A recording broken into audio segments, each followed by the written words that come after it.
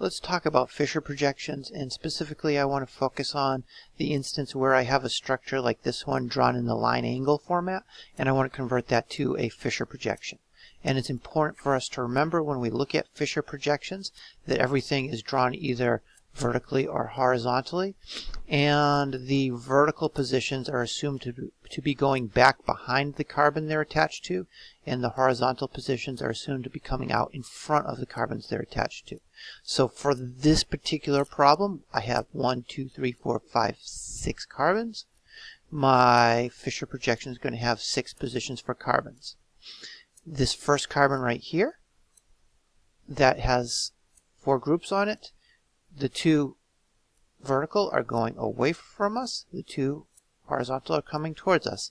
And likewise for all of these positions. I want to start by looking at a 3D model of this structure that I'm working with. And this is it right here. You can see that I've got 1, 2, 3, 4, 5, 6 carbons. On the first carbon is a methyl group, and the second carbon I have an OH coming towards me. The second carbon, or the carbon after that, I have an OH going away from me, towards me, and then the CH2OH on the end. So I'm going to rotate this so it's sort of in the conformation or the position it would be in for a Fischer projection. So I want to take this and rotate it like this and like this, and I need to zoom out a little bit, and that's pretty close. So now it's going straight up and down. The first thing I'm going to do for my Fischer projection is fill in the things that I can do without looking at relative stereochemistry, such as the CH3, which I know is here, and the CH2OH, which I know is down the other side. So now for this next carbon, I need to decide which side has the H and which side has the OH.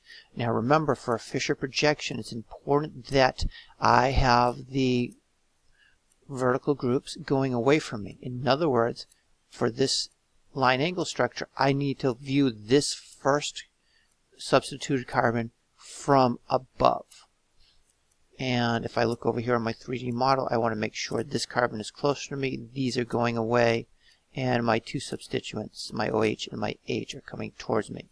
When I do that, I'll see that my OH is on the left and my H is on the right, like this. So now moving to the next carbon, again I need to make sure these vertical groups are going away from me.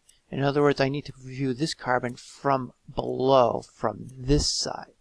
So I need to rotate this molecule, or rotate myself around to the other side of the molecule, so that I'm looking at it like this, with my vertical groups going away from me and my 2 horizontal substituents facing towards me. When I do that, I can see that again my OH is on the left and my H is on the right, like this. Now moving to the next carbon, again, because for my Fischer projections I need to make sure I have my horizontal groups coming towards me, I need to view this from above, from here.